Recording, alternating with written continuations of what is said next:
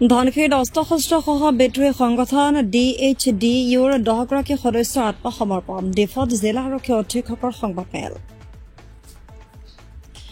দেওবাৰে দিনৰ পৰা 1মান বজাত ডিফত আৰক্ষী অধীক্ষক সঞ্জীৱ কুমাৰ শইকীয়াই এক সংবাদমেলৰ সম্বোধন কৰে সংবাদমেল সম্বোধন কৰি আৰক্ষী অধীক্ষক সঞ্জীৱ কুমাৰ শইকীয়াই কয় যে কালি ধনশিৰি এলেকাৰ বিদ্ৰোহী সংগঠন DHDUৰ সদস্যসকলে এটা AK-47 তিনিটা পিস্তল আৰু গ্ৰেনেডসহ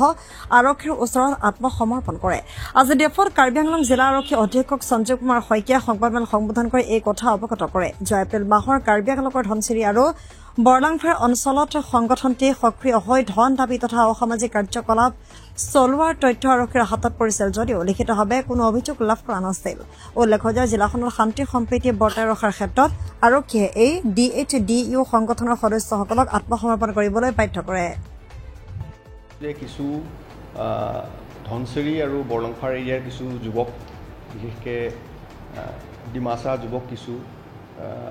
এটা সংগঠন খুলিবলৈ চেষ্টা কৰিছে বুলি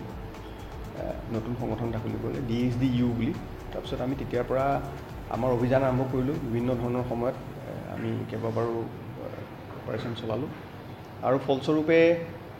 যোৱাকালি তেখেতসকলৰ 10জন সদস্য আৰু লগত কিছু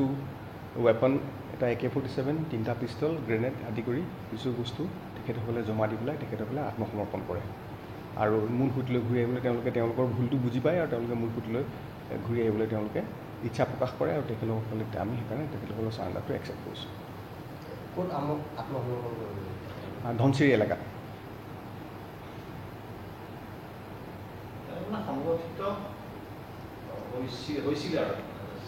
সংগঠন এতিয়ালৈকে তেওঁলোকে সম্পূৰ্ণৰূপে ডিক্লেয়াৰ কৰা নাছিলে কিন্তু আমি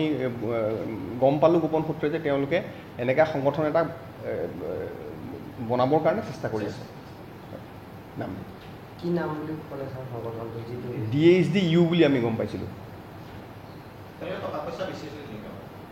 আমি এনেকুৱা ধৰণৰ ৰিপৰ্ট আনকনফাৰ্ম ৰিপৰ্ট পাইছিলোঁ ক'ৰবাত তেনেকৈ গাঁৱত ভিতৰুৱা জেগাত কিছু পইচা বিচাৰি আছে বুলি অলপ চলপ তেনেকৈ কিন্তু